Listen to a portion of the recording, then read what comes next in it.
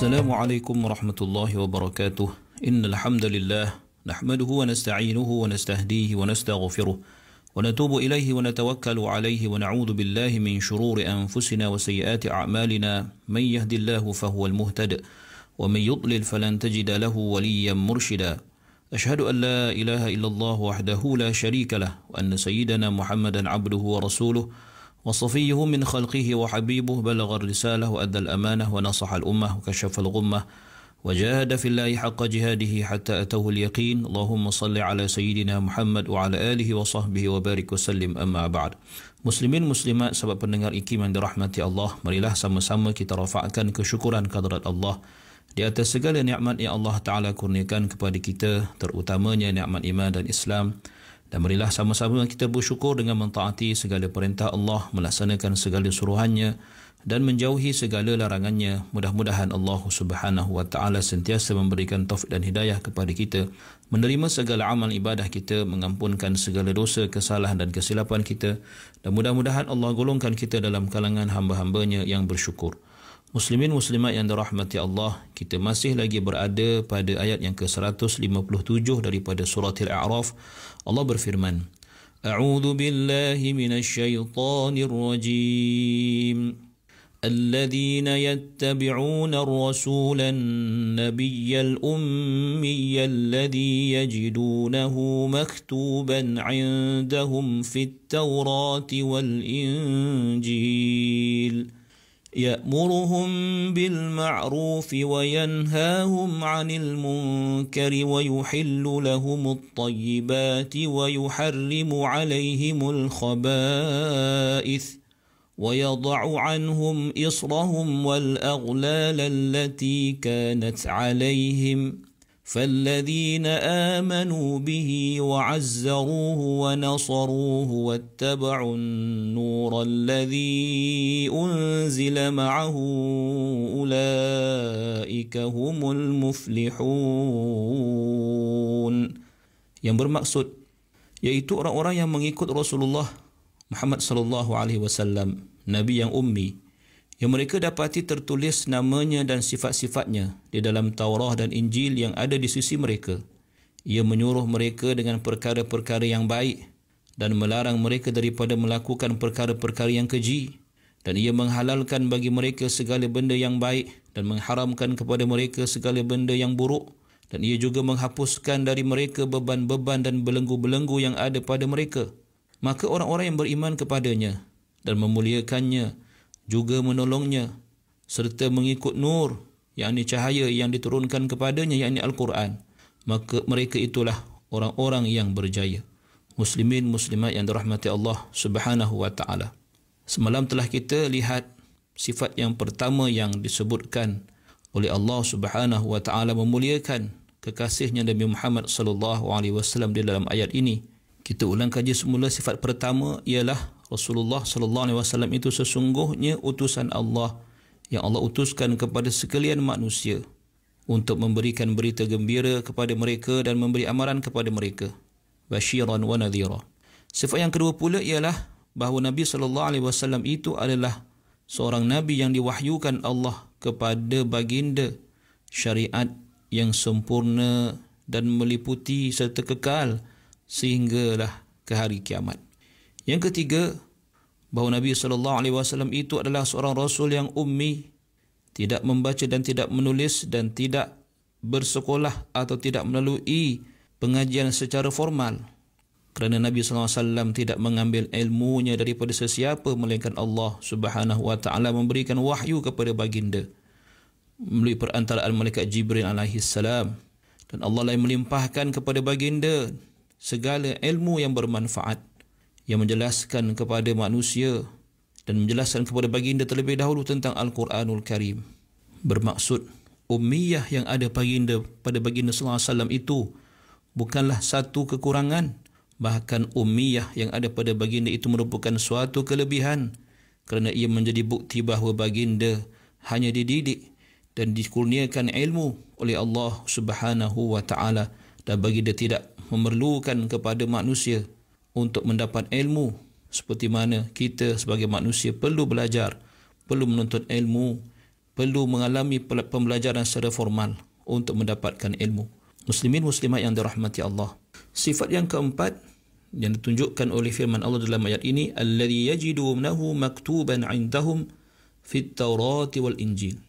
Bermaksud Rasul ini iaitu Muhammad sallallahu alaihi wasallam sifatnya juga adalah ahlul kitab. Dalam kalangan Yahudi dan Nasara telah pun menemui nama baginda dan sifat baginda tertulis di dalam Taurat dan Injil yang ada pada sisi mereka. Dan wujudnya nama baginda dan sifat baginda di dalam kitab-kitab suci itu merupakan sebesar-besar dorongan kepada ahlul kitab untuk beriman kepada Nabi sallallahu alaihi wasallam, untuk beriman dan membenarkan serta menjadi pengikut baginda sekiranya mereka bertemu dengan baginda.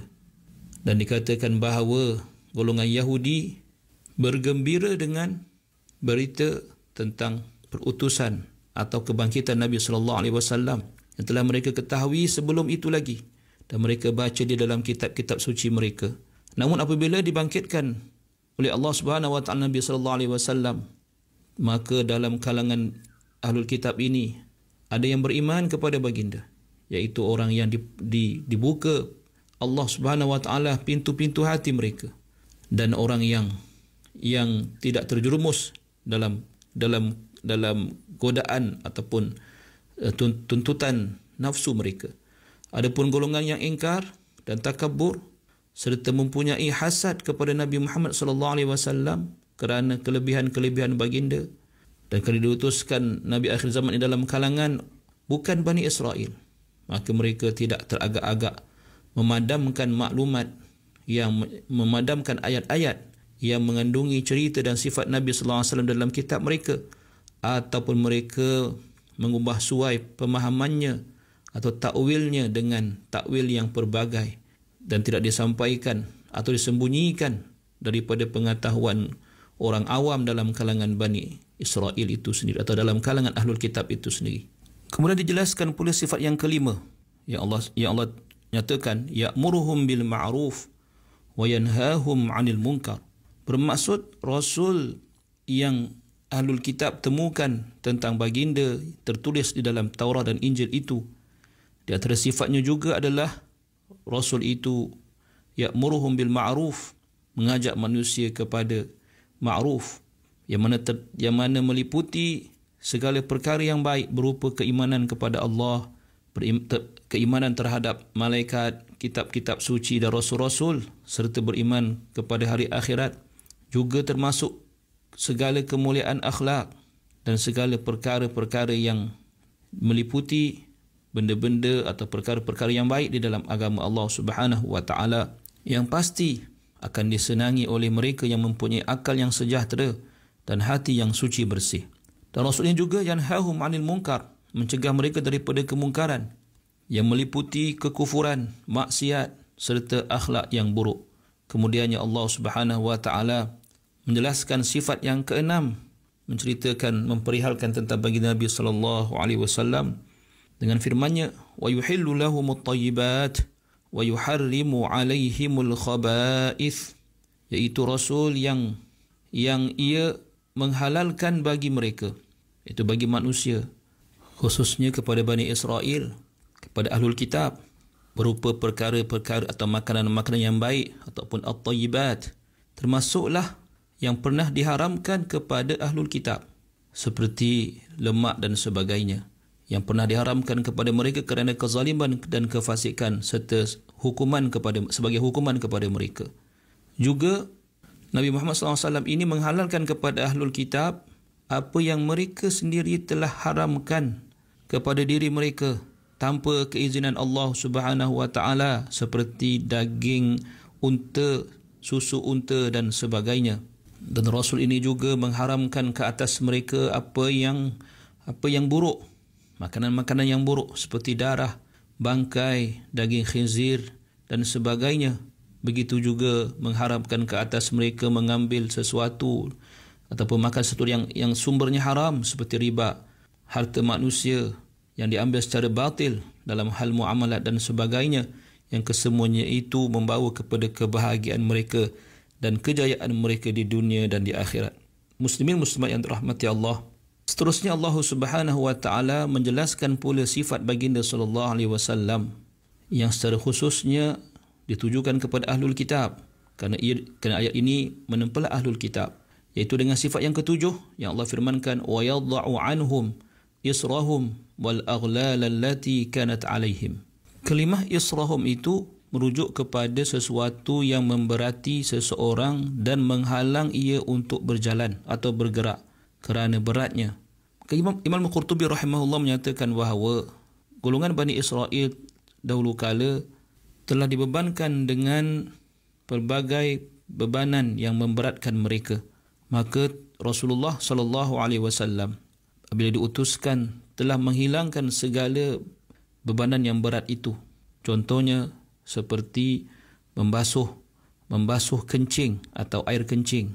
Sama juga menghalalkan harta rampasan perang, termasuk juga mendatangi ataupun bergaul dengan isteri yang sedang mengalami haid dan sebagainya. Dikatakan bahawa mereka iaitu golongan Bani Israel, jika baju mereka terkena kencing, mereka akan koyakkan bahagian yang terkena kencing itu. Dan mereka apabila mengumpulkan harta rampasan perang, akan turun api daripada langit yang menghancurkan harta-harta itu. Dan apabila wanita atau isteri mereka mengalami haid, mereka tidak akan mendekati mereka.